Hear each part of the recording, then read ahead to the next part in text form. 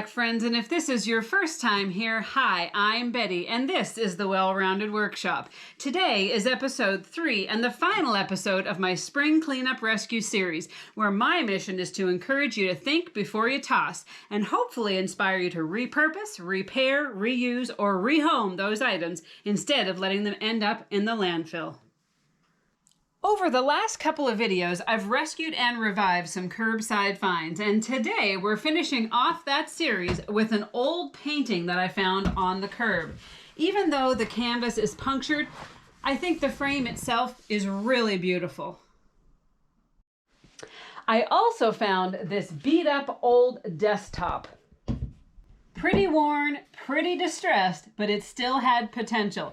And I started thinking, instead of seeing them as two separate pieces, what if I combine the two into something useful?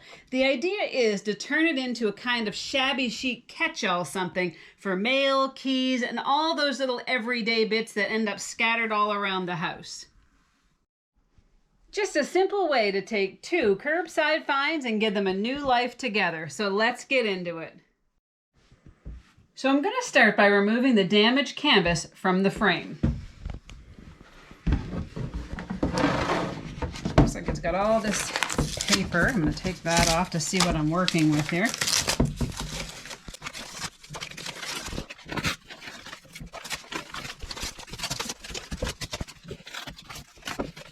I'm going to take my side cutters.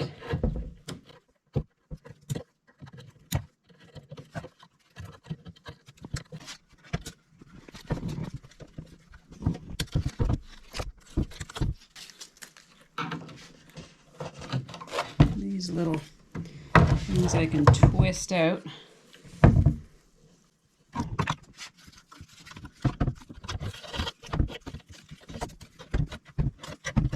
Okay. So after taking a closer look at this frame, it is a multi-level frame, and I think I'm going to have to remove this section of the frame to get that canvas out and to give me a bigger working surface on the other side.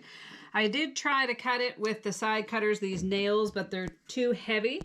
So I'm going to go ahead and use the multi-tool. I installed a metal blade, so it should be no problem.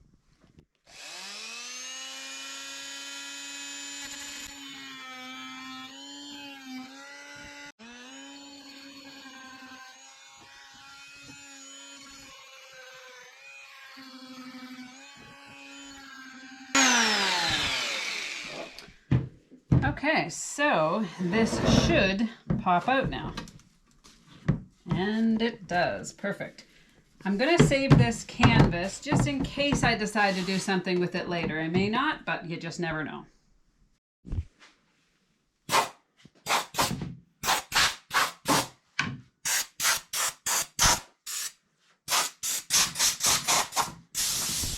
So I'm going to get this measured up so I can cut the tabletop down and insert it into the back of this frame. So it looks like it's 14 and 1/8 by, we'll go 22. Now there is a frame on the back side of this tabletop, so I'm going to bring it over to the table saw. I'm going to rip those off before I get it cut down to size. And always remember, safety first.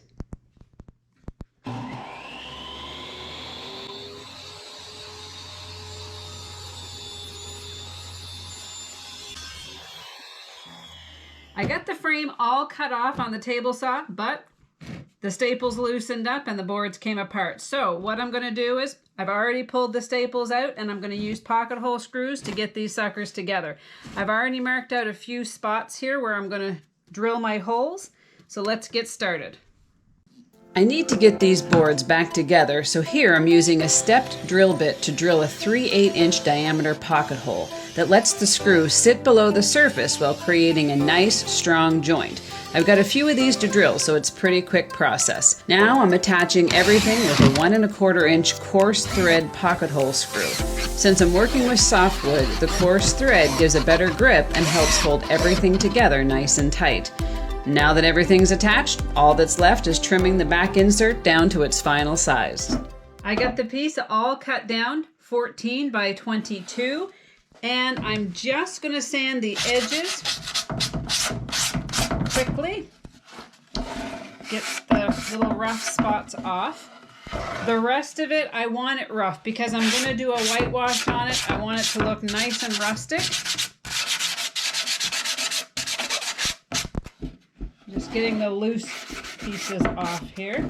Now I'm going to get it glued into place. I'm going to try to brad nail it.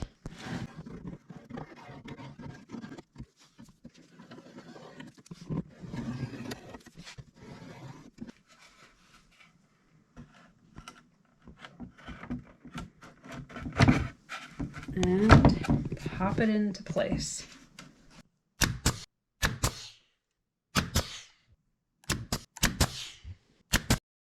So I got the back panel all installed, and the frame is not in perfect condition, and that doesn't matter because it is going to be rustic looking anyway. But because it's multi-tiered, I did put a bead of caulking along the gaps and cracks just to help the final look a little bit.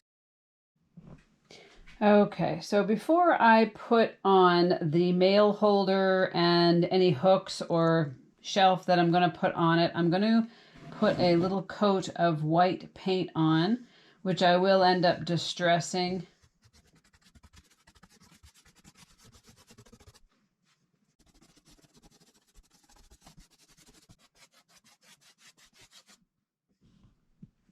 All right, I got everything painted and distressed. It's looking really good. And now I got to move on to building the mail holder. I'm going to do the sides of the mail holder. I need 2 triangles, 6.5 by 2 1/4. So they're basically going to look like that. Just need to go over to the saw and get those cut down.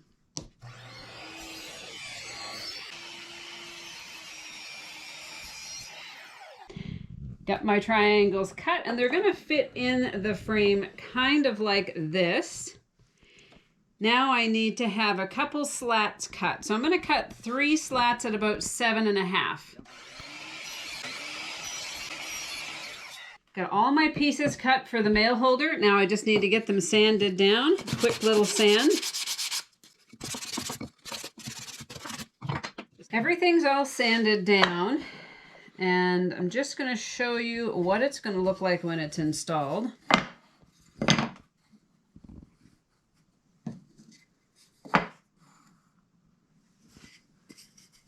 Like so. Now I got to figure out, I'm going to have a shelf here. So I'm going to figure out how wide I want that shelf. So it looks like I'm going to do about 12 inches. So I'm going to go get that shelf cut down.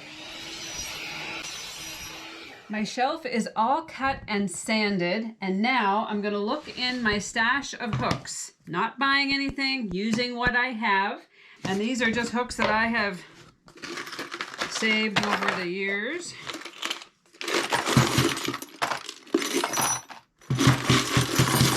Just see what I have here. So I'm looking for 2 for my hat. These are standing out to me. I like these. So I put those over there. And now 2 for the keys. Not loving those. These are too big. I like that. These are actually great for keys. So I think I will use those for keys. So now that I have everything figured out, I'm going to get this finished and I'll see you back in the final reveal. Next, I found these country curtain panels just laying on the ground near the trash. I could actually use a little valance in my kitchen, so I grabbed them up. My window is about 30 inches wide, so if I want to make a nice gathered ruffle, I'm going to need to double that fabric, so about 60 inches total to get that soft, full look. And I think I want to make it about 10 inches wide, just enough for a simple valance that will add a bit of country charm without being too fussy. I may just cut out the heart sections for the valance, and then I was thinking maybe use the rooster parts for some little pieces of wall art, but we'll see how that goes. So So to make the valance, I think I'm going to just cut out the hearts. So I'm going to do that first. And I'm going to give myself room on each side. So there's one heart. There's number 2. There's number 3. 4 should be enough. That should give me 60 inches if I leave a little room on each side like I'm doing. And there's 4. So I have my panels all cut out. So I'm going to start getting them sewed together.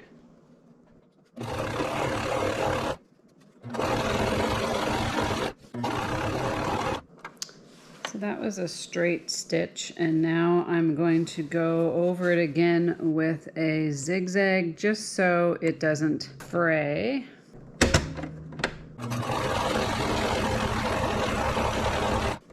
So you can see that I did a straight stitch and then I did a zigzag that'll help it from coming apart. Okay, so I've gone ahead, I've sewed my 4 heart panels together. I did do a hem all the way around to keep it from fraying, especially with this material, it frays really easily. Now I just have to do a pocket at the top for the rod. Now I'm no seamstress, but I can get by with straight lines and the zigzag, and you can too. This is just simple stitching, not a big deal. So now I mentioned making 2 art pieces, 2 wall art pieces with the remainder of the curtain panels. So I'm taking 2 mismatched frames that I've had for a while laying around that I got from somewhere. I'm going to pull out the glass so I can get to the frame itself. Okay, there's the 2 mismatched frames without the glass. I'm going to go ahead and give them a quick scuff sand, and then I'm going to paint them. I'm starting by giving these 2 frames a quick sanding. Nothing too aggressive, just enough to scuff up the surface and help the paint stick a little better. Next, I'm giving each frame a coat of white paint. I'm going for a farmhouse shabby chic look, so perfection definitely isn't the goal here. Once the white paint dries, I'll go back and distress them a little by adding some black and brown paint around the edges and seams to add a little character. While the paint is drying, I'm using the glass from the frames as a template to trace out the rooster images from the curtain fabric. That way I know they'll be the perfect size to fit inside the frames. Now it's just a matter of cutting out the rooster panels, and once they're trimmed to size, they'll be ready to install in the frames. And we'll see if this little curbside curtain rescue turns into some cute farmhouse wall art. So next I found this little garden fairy, and she's definitely not in the greatest shape. She's really dirty, she's missing her wings, she's missing a thumb, and a couple of the flowers are busted too. But hey, I've got some clay, and it's not going to take a whole lot to spruce her up and give her another year or 2. First things first, I'm brushing off all the loose dirt and giving her a quick wipe down with a damp cloth. She's a little grubby from sitting outside, but underneath all that dirt, she's still got some charm left in her. Next, I'm clipping off the sharp edges where her wings broke off. I'm not planning to replace them. After all, not all fairies need wings, but I do want to soften those rough spots. A quick sanding helps smooth everything out and makes the repairs look a little more natural. Now it's time to fix that broken flower. I'm rolling the clay in my hands to soften it up, then shaping a new petal and attaching it with a few drops of glue. Nothing fancy, but I think it'll work just fine. And while I've got that clay out, I'm rolling a tiny little piece for her missing thumb. Just like that, she's giving a thumbs up again. Now a quick spritz of paint to blend everything together.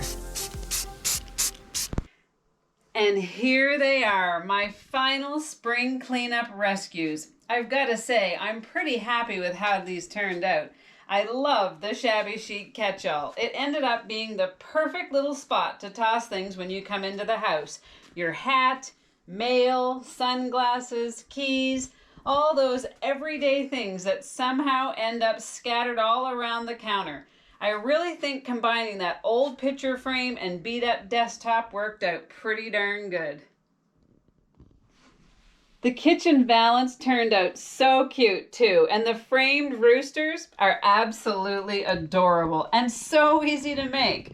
And then there's my little fairy. A little cleaning, a few repairs, and a butterfly to hold, and she's as good as new. I'm not sure if she caught the butterfly or if they're just friends. Either way, instead of ending up at the bottom of a landfill, she'd be living out her days on my back deck. And honestly, I think she's earned herself a nice little retirement.